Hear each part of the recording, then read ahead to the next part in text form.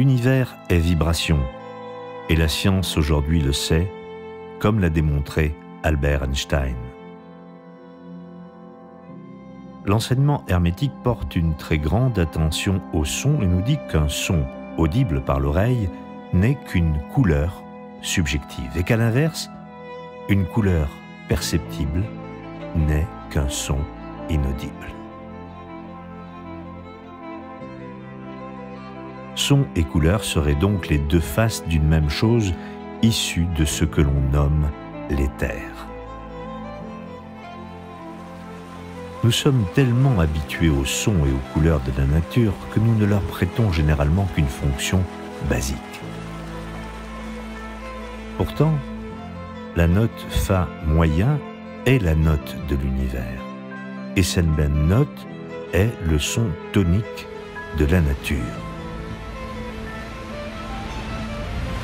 Le son des vagues de l'océan, le bruit produit par le feuillage d'une forêt, le vent, l'orage et la tempête, le bruissement lointain d'une grande ville produit ce son unique.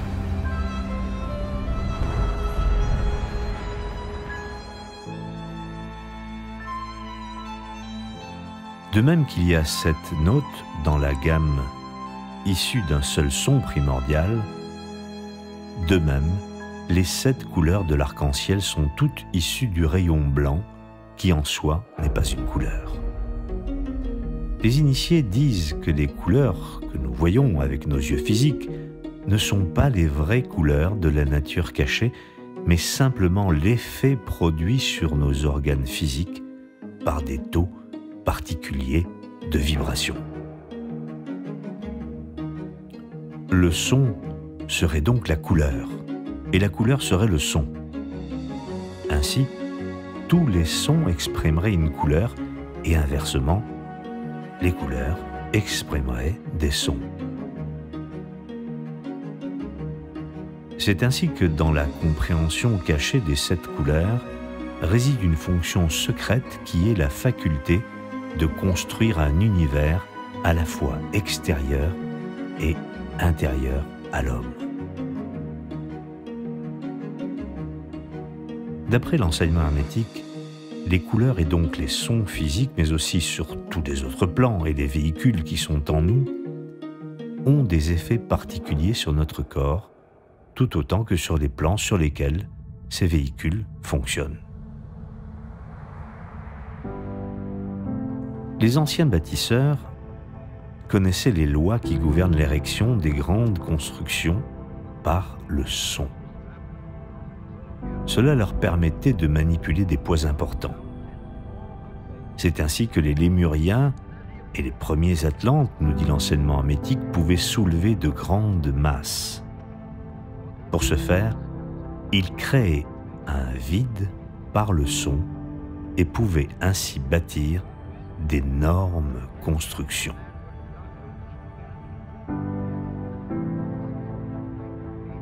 Ainsi en est-il pour l'homme.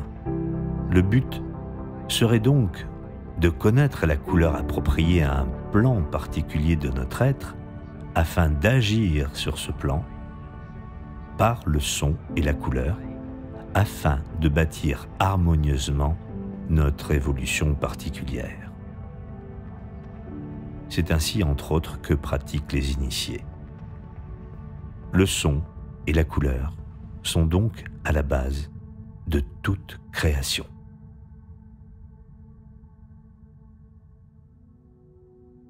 L'univers, dans son immensité, a aussi une couleur fondamentale, qui est le véritable indigo, qui est le bleu de la voûte des cieux par une nuit sans lune. Voyons d'autres couleurs. Le vert, quant à lui, est à la base de l'activité de la nature. C'est la note de la nature.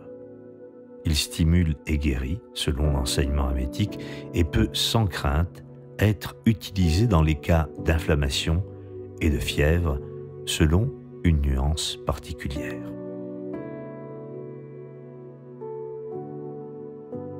Toujours selon l'enseignement hermétique, le jaune harmonise. Il caractérise la perfection et la réalisation. À l'automne, quand la nature s'apaise, le jaune est répandu sur le paysage dans les moissons. Il en est de même dans la vie de l'esprit. L'orangé est la couleur du plan mental, la couleur qui caractérise le feu. Il stimule l'action du corps éthérique, il supprime la congestion et augmente l'influx du prana, ou souffle vital.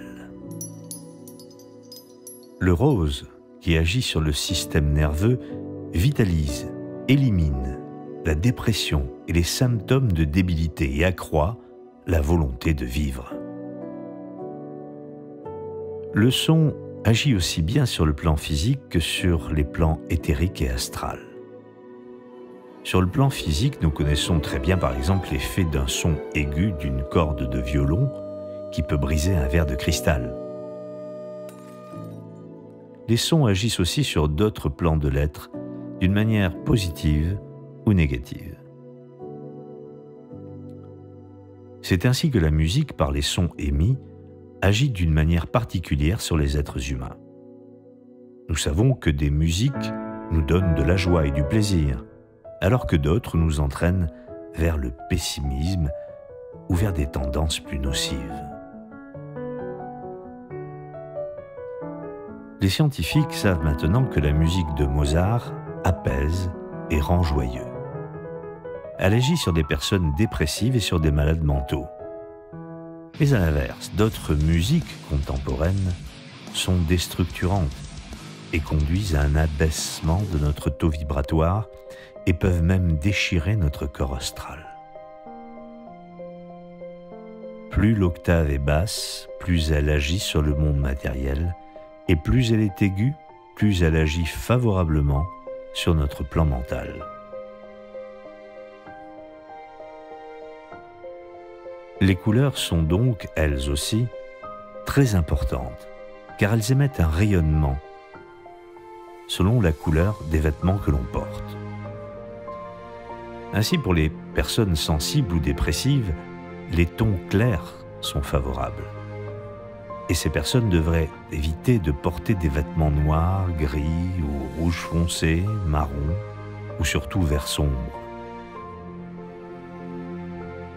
En revanche, le blanc, le jaune lumineux, l'orange, le bleu apaisent et élèvent notre niveau astral ou émotionnel. Cela est encore vrai pour la couleur des murs de notre environnement ou encore pour la couleur de nos draps.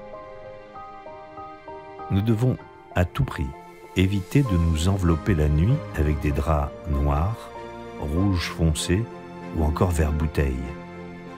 Seules les couleurs claires et pastel, le blanc bien sûr, aussi sont conseillées. Il en va de même pour les rideaux d'une maison et bien sûr les murs, qui doivent être pastels. Le bleu, le jaune paille, le saumon clair, le blanc cassé donnent une ambiance apaisée. Le vert clair, est favorable, mais il doit être porté par des personnes équilibrées, car il joue sur l'inconscient. Il reste toutefois très positif pour la santé et la vitalité quand une personne est fatiguée ou convalescente. À l'inverse, la couleur noire a une fonction de rétraction et d'isolement. La prudence est donc conseillée avec cette couleur qui attire des vibrations très particulières. Une personne en quête de lumière n'a rien à faire avec elle.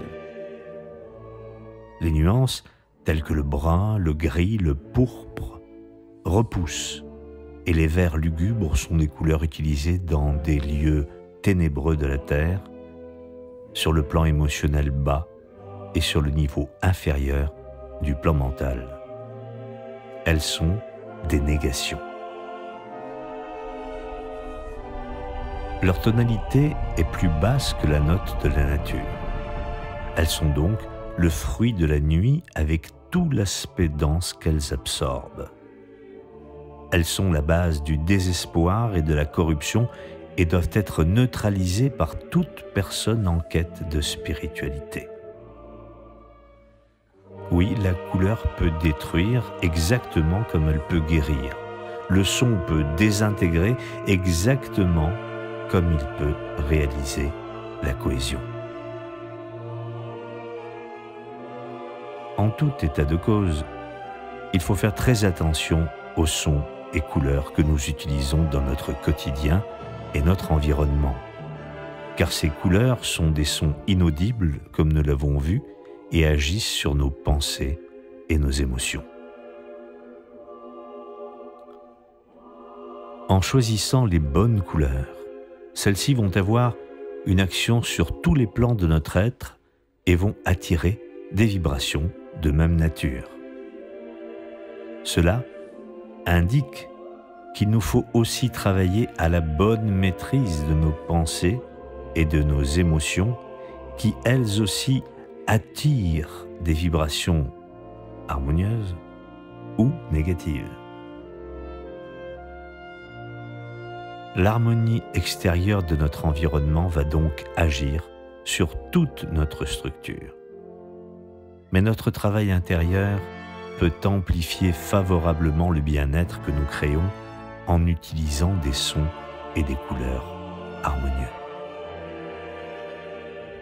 C'est la base du travail de toute personne qui cherche à s'élever spirituellement.